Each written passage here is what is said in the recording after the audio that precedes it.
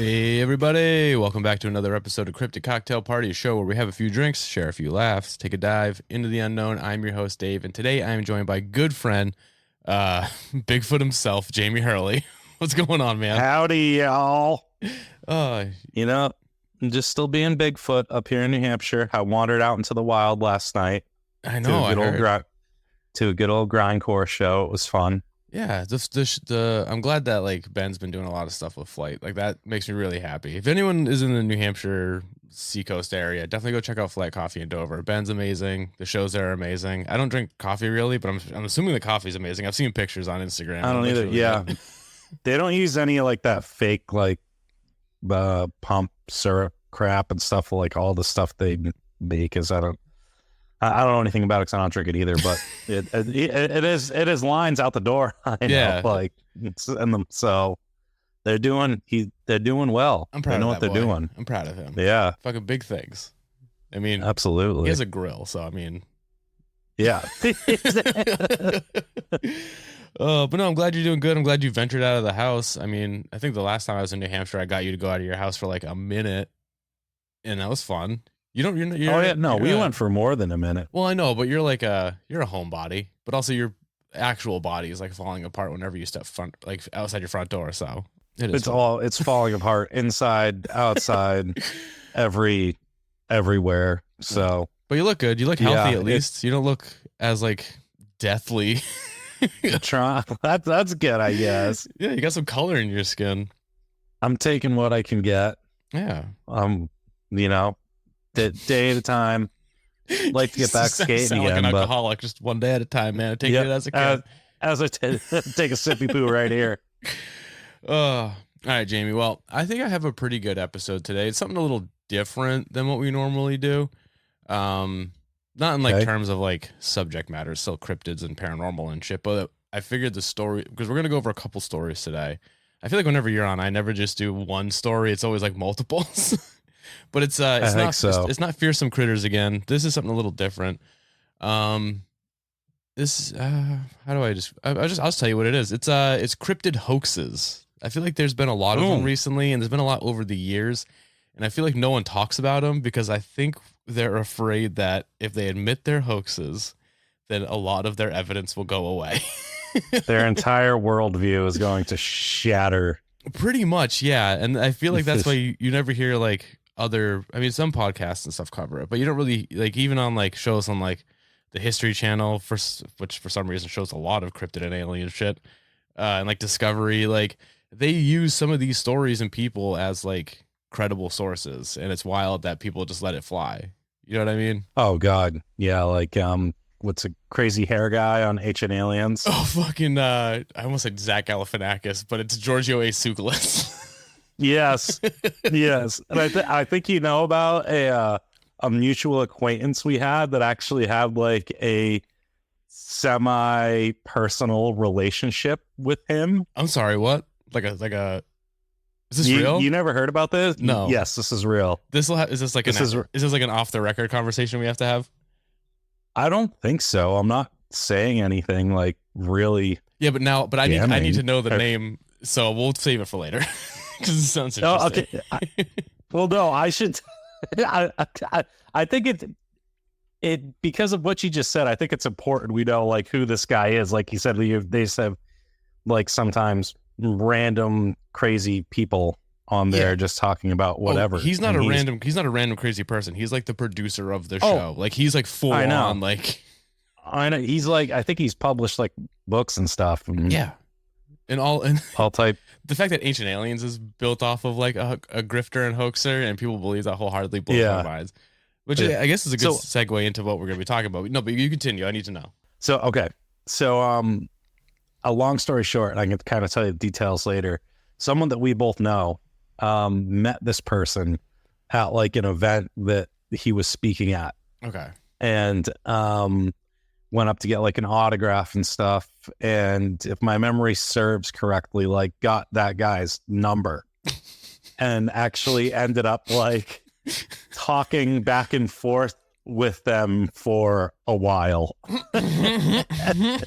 But apparently it got a little weird. Like you don't fucking say. You're telling me the ancient alien guy is a little weird? I will say I have seen a picture of the ancient alien guy taking a selfie, flexing his biceps and back muscles. Dude, he's the kind of jacked, dude. It's that was like, said. It's fucked up. Yes. Like that dude, if you even said the wrong thing about aliens, he could fuck your world up. Like it's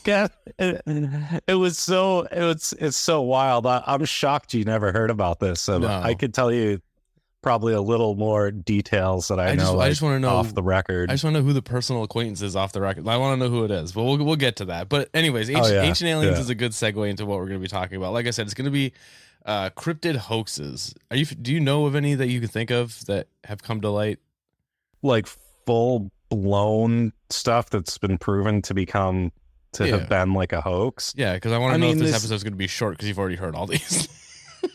I mean, there's like certain stuff, like people say they found like Bigfoot tracks and stuff, and it's just a guy who's out there with molds on his feet, casting. Yeah. Or like not Bigfoot, but other types of weird stuff. Like, what was the other thing? Oh, like crop circles. Like, remember the fucking you just flatten it with like a piece of wood and a couple of strings, and you're like, boom, crop circle. Yeah. It's not rocket science. Yeah, no, I didn't include crop circles on this, but I think we have some pretty good stuff. All right, so you ready to dive into this shit? Oh yeah. Okay. So first of all, I think it's safe to say that cryptozoology is kind of like a weird type of, I guess, quote unquote science. Sorry, everyone. Basically what it is that like researchers are looking for evidence of creatures that may or may not exist, and even the evidence that they do find might mean everything or nothing, like depending on how hard you believe in whatever it is you think the evidence proves and how you present it and what you present it as. It's a lot of really just like wishful thinking and blind faith when it comes to cryptozoologists. I mean, there's really no like baseline established for what evidence could be evidence. Like, and I don't even know where it started. Like one cryptozoologist found like a dried out elk shit in the woods, and then that is Bigfoot scat. And now every time someone goes out into the woods and sees it, they're like, that's Bigfoot scat. When it could just be a lot of weird but we're gonna get.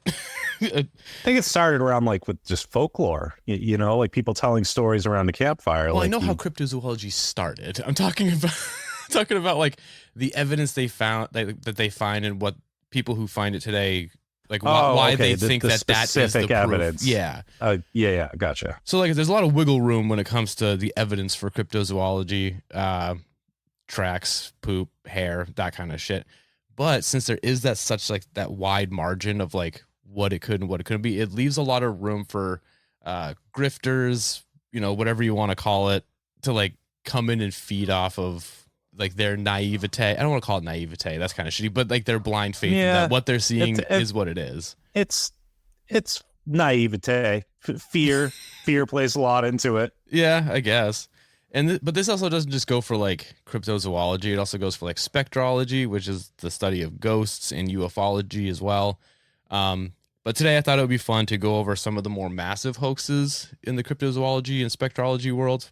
We're not going to go into ufology because I don't fucking care about aliens. I mean, I do, but like not right now. So the first, they're already here. They're under the ocean. They're in the earth. I already went over this. Yep. All right. So the first thing we're going to be talking about today is the surgeon's photo. Are you familiar with the surgeon's photo? Possibly. I mean, I've seen a lot of like photo debunks over time. Yeah. So the Loch Ness Monster has been pretty much a staple in the cryptozoology world pretty much for forever. It was first sighted in the 1930s, and since then, Nessie has been seen literally hundreds of times since then. And a lot of the economy in the area is driven by tourists and cryptid hunters alike visiting the area in hopes of just like catching a glimpse or a photo of the lake monster. But in 1934, the Daily Mail had published a photo captured by a man named Dr. Robert Kenneth Wilson that at the time, and probably to this day, it is the clearest photographic evidence of the Loch Ness Monster. I mean, I'm sure you've seen it. It's like perfectly framed, clear as I've seen that one. Yeah, I'll send it to you. Just so you have a reference. It's the one where it's like a silhouette and it's just fucking like chilling, like no one's. Yeah.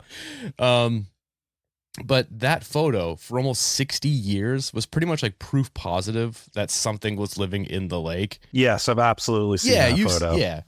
But that is until 1994 when a man named Christopher Sperling came out and just straight up admitted that it was all a hoax and that he had been involved in it.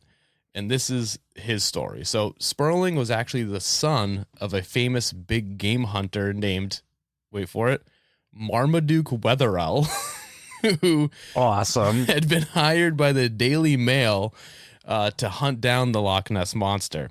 Sperling went on to explain that Marmaduke hired him to make a model of the creature's head, neck, and back and affix it to the back of a model submarine.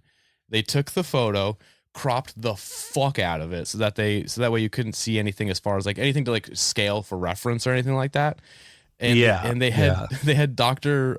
Robert Kenneth Wilson give the photo to the press because they believed that his reputation as a doctor, more people were prone to believe him and what he saw. And like I said, they did for like 60 fucking years. And for some reason today, like some, if not a lot actually, still believe to this day that photo is legit, which fucking blows my mind. Oh, I mean, that happens all the time. You can literally put undeniable evidence right in the front of someone's face, and they'll just be like, no, I don't care. Yeah. It's not like it. It's because it'll shatter their worldview of what they believe is real. Of course. It's like people want to talking to any religious person. Yeah. Cryptozoology is kind of weird like that. It's just like the blind faith that everything is so real that if you even come like just a little bit, be like, that might not be what you think it is. Like, fuck you.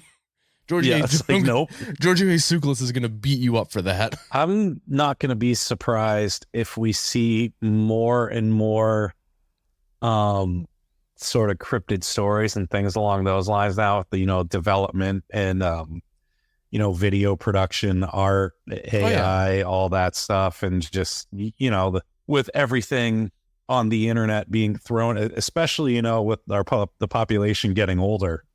Old people would believe that, some very, and this isn't disparaging towards old people. I've fallen for plenty of stuff myself.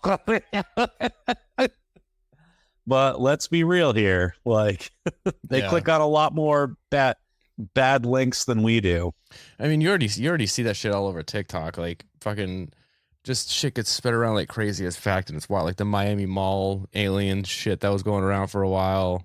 That fucking that jellyfish UFO thing flying around the military base, people just want to believe what they want. That Miami Mall thing. One of my friends called me shortly after that and was like convinced it's like that there was aliens, totally real, and a government cover up. And is this the same person that had a relationship with Giorgio Tsoukalos? No, that would be hilarious though. That would be fucking great. But yeah, and I was just kind of listening. I was like, what? I was like, there's at least, in the span of that area, the hundreds of cameras, like closed circuit cameras. Oh, yeah. The hundreds, if not thousands of people with phones, like everywhere. And none of them there's nothing documented. It's bonkers. It just shows like the power of, storytelling, I guess, maybe in social media or something. Well, I don't know. Speaking of the power of storytelling, the next story is pretty much based off these people's ability to sell their own story. So the next hoaxers I guess we're going to talk about is Ed and Lorraine Warren. Are you familiar with them? It sounds familiar, but it's not ringing a bell right off the top of my head. So everyone listening should be familiar with Ed and Lorraine Warren. They're easily two of the most famous paranormal researchers in the world, second only to Zach Baggins, shout out Ghost Adventures crew. If you're unfamiliar, some of their stories were made into wildly popular horror movies. They weren't good horror movies, but they are widely popular. The Conjuring, Haunting in Connecticut, Annabelle. Yeah, I know exactly. Yeah. I know who you're talking about now. They even helped cleanse the Amityville Horror House for whatever. But what if I told you, nah, man, just nah. They didn't do any of that. Well, see, Ed and Lorraine were just like straight up grifters who were just really good at selling their own legend, kind of like Alex Jones or those people that sell like doomsday prepper food and shit like that. They just like Lorraine not a psychic. And Ed was a self-proclaimed demonologist and exorcist. Like, no, like, it's just fucking silly. But there's a shit ton of evidence of them being frauds. So for this section, I'm just going to rattle off a few of them. Number one, they claim to have investigated over 10,000 cases in their lifetime. So quick math says that if they investigated a case a day, it would take almost 28 years to investigate all of them, including weekends. That's even, but that's such a dumb lie to begin with. Yeah. But according to their own books and stories, some of their investigations took multiple days to months to resolve. Ed also had a day job as a bus driver.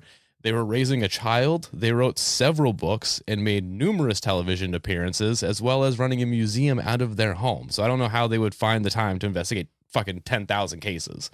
It's just, so just that one alone is just like, nah, dude. Ghost Man, that they had clones of themselves. That's going to be the new thing that's going to come out. Sorry. So number two, they were involved in the Amityville horror house haunting, which itself was also proven to be a hoax. Some evidence of this is that the Lutz family claimed to have found a demonic hoofprint in the snow. Weather records at the time show there was no snow that time of year. Claims that all the doors had extensive damages and were like broken open, yet all the original doors, hinges, and knobs were untouched. They claimed they called the police during their 28-day demonic attack, but records show they never did, not even once. And then also, Ronnie DeFeo Jr.'s attorney publicly stated that the whole haunting story was made up by Jay Anson, the guy who wrote the book that later turned it into the movie, George and Kathy Lutz, and Ed and Lorraine Warren. All of them were involved in cooking up this fucking fake ass story just to sell their own fucking legend. Number three. Of course. I don't know. They still got more. I'm sure the list goes on forever. But I got a couple more for you. The Conjuring 2, that movie, the storyline is based off the Enfield poltergeist story, and even the family that was involved with that were caught faking evidence. And as for Ed and Lorraine's involvement, they showed up uninvited, hung out for about half a day, and then left. Unlike in the movie, where they were part of the whole, like it was their shit. You know what I mean? Yeah, yeah. I've seen like all these movies too. Yeah, they're all trash. The Haunting of Connecticut was pretty cool, but I don't know. Then number 4, Annabelle the Haunted Doll. They ripped that story straight from a Twilight episode that aired 7 years before they even met Annabelle the doll, aka they just made it up whole cloth. Like they just ripped a whole storyline from a TV show and used it as their own. And like you said, the list goes on and on. There's actually a documentary out on Netflix now called The Devil Made Me Do It. It's about a dude who murdered his girlfriend and claimed he was possessed by the devil. Obviously he wasn't, but they were heavily involved in that story too. Pretty much Ed and Lorraine Warren just suck super hard. The grifter. I mean, they're not still around anymore. Are they still alive? No, I think Lorraine might be. I know Ed is dead, I believe. But even like there was one, I think it was like during like the Haunting a Connecticut story or whatever. Like the people that were haunted actually were denied an exorcism from one church, but were granted it from another church. And the priest who went there, he was like, yeah, this Ed guy is fucking full of shit. Like, even like the priest is like, fuck this guy. Yeah. He's like, he doesn't know shit. You know, and the priest, like, who's got his own grift going and is going to get a donation at the end of it. Like, yeah. I can't even deal with this dipshit over here. So apparently he would, like, that priest would go to their lectures, and when either of them noticed that he was in the crowd, they would like tone down like their stories a bit. So he started going to of course. He started going to their lectures in disguises so that he could like catch them in their lies. Like, not gonna lie, it's pretty funny. That's pretty good. But yeah, no, fuck those dudes. The stuff and fun you could have before the internet was around, and dude, you could get away with so much stuff back then. It was wild. Anything, and yeah. if you got caught, you could usually just go to a couple towns over or a new state, especially in the U.S. You know, considering it's fucking how huge. Big this country is. Oh yeah, it's wild. You can just go anywhere and keep the con going. The fact that they Did they ever get any charges or anything No, like I don't think against so. them? I I don't think they actually technically did anything. No, Did anything illegal? No, they just fucking preyed on fucking people and made up shit left and right.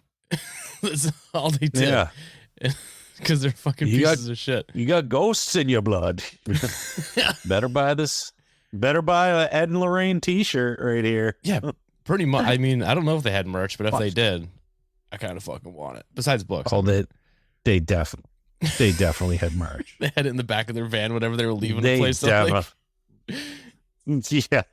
they're like a crust punk band. They're selling like Ed and Lorraine patches and like what a fanny packs. Like he's like you've like recorded DIY exorcisms onto cassettes and just duplicated them and hands them out. Like, yeah, whenever you're fucking ready. All right, you ready to move on to the next story? You just explained like every noise artist in Brooklyn right now. That's pretty accurate. All right, so the next story and our last story is the Georgia Bigfoot. You might actually remember this one. In 2008, two men from Clayton County, Georgia, named Rick Dyer and Matt Witten, claimed they were hiking through the woods when they stumbled upon the corpse of a Bigfoot. Not wanting to, I assume, leave any money on the table, the two men carried the dead Sasquatch through the woods and back to one of their homes. I don't know whose home it was, but then they shoved it into a chest freezer. Now, after a couple days, they made a... Tell me it was just a big fat hairy guy. No, but just wait. After a couple of days, they made a YouTube video talking about their discovery and showing it off. They also reached out to a man named Steve Culls, aka the Sasquatch Detective, to come and verify and check it out. Culls, brought along with him a man named Tom Biscardi, self-proclaimed cryptozoologist, and what one source described as a, quote, known charlatan. So that's not good. The group planned to officially reveal... Bad start. What? Bad start? Oh, saying, well, if you already had known charlatan in your bio of your job description or what your profile. Yeah, it's not ideal.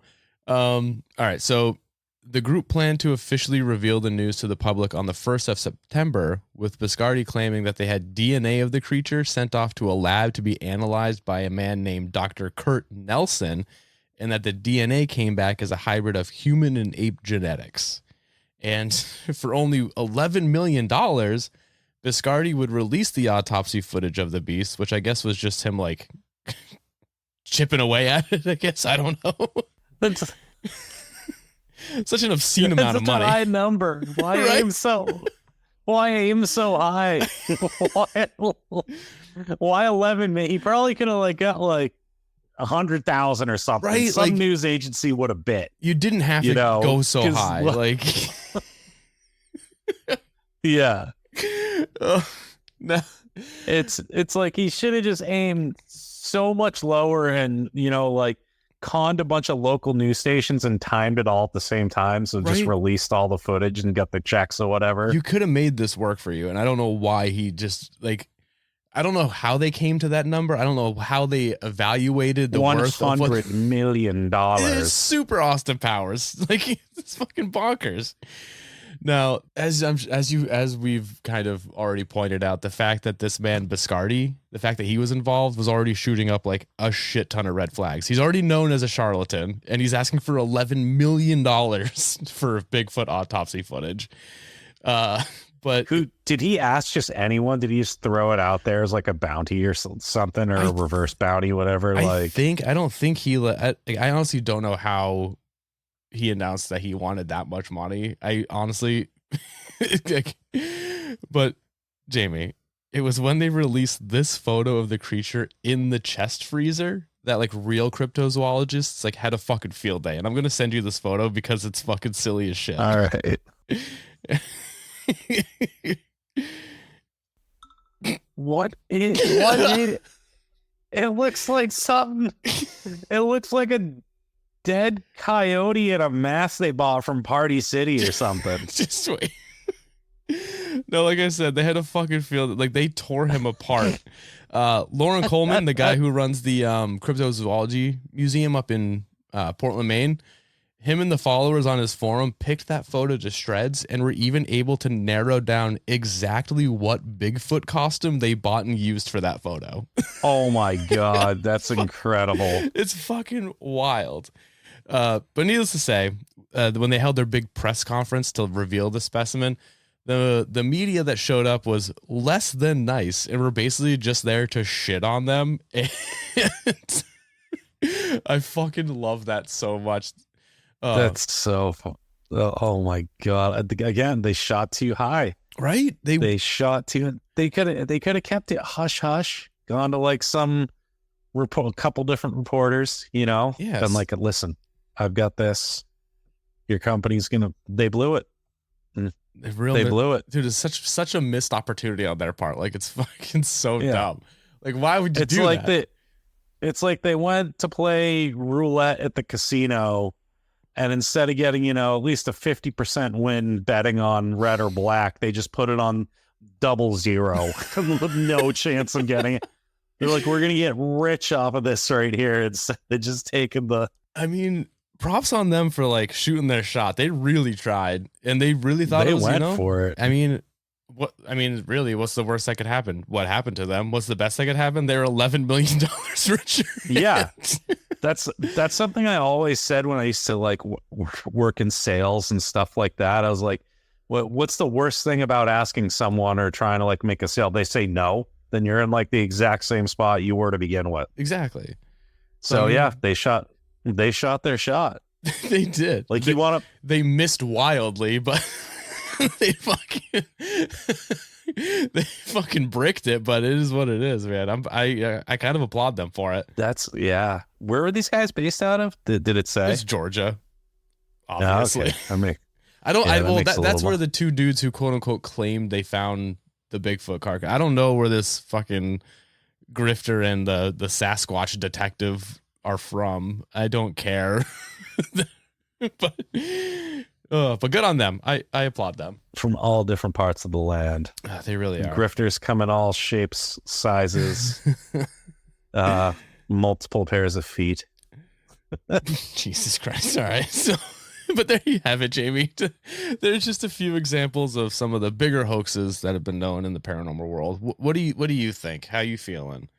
I think we should make our own. I mean, it's pretty easy. I wanted to do a fake episode about a lake monster in Lake Winnipesaukee, nicknamed Winnie. Yeah, but it turns out Winnie is already maybe a thing. No one thinks there's a monster there, but they kind of already just made up a monster. I think it is. Yeah, they put it on like keychains and stuff and sell it at the. But I think I'm gonna do it anyways. I think it'd be funny. Just see if anyone says anything. We could absolutely just like make our own and just go, dude, just take some random pictures, whatever. It's really anything. That's all it takes. Anything. Like I could take a blurry photo of like my dog's shit in the corner of my backyard and be like, this is a new species right here. I'd buy it. Fuck it. Let's do it. Let's get on it. Let's do it. Just see how far we can go with it. That'd be great. Like just to see if we can make anyone believe that it's real. Kind of like the time that I think one of us was going to try to run for mayor in the town that we were living in, just to see how far. Do you remember that? Wasn't that just both of us? Weren't we, or was it you? You were going to do it, weren't you? I think some people were trying to convince me and other people, and I think we were about to do it at one point just to see, if it could actually but it costs money. Money we didn't have at the time. It's stupid. And I haven't had to work with the government and anything from city council to other crazy stuff. It's the worst. Yeah, it all sounds bad. It's yeah. All right, man. Well, that comes to the end of the episode. Thank you for coming on. I appreciate you. Yeah. Thanks, brother. Yeah. Is there anything you want to say, plug? Oh, not too much right now. Again, like you said earlier, props to Ben and Flight Coffee in Dover for keeping some a real music scene alive in a place that's becoming more and more of just a prefabricated, stupid city. Yeah, Dover's not ideal anymore. But yeah, so definitely go check out Fly Coffee in Dover, New Hampshire if anyone listening is in and around the area. If you want, you could also follow me on Instagram at Cryptid Cocktail. Follow me on TikTok, Cryptid Cocktail Party. We have a Patreon. I don't really do much with it, but if you want to donate to it, it's $5 a month. Maybe I'll get around to putting stuff on there. We also have a Discord server. It's so lonely in there. Please join the Discord. There's a link in my bio. I didn't even know you had a Discord. A couple times. Exactly. All right, man. Well, with that, do you want to say goodbye to everyone? Bye, everyone.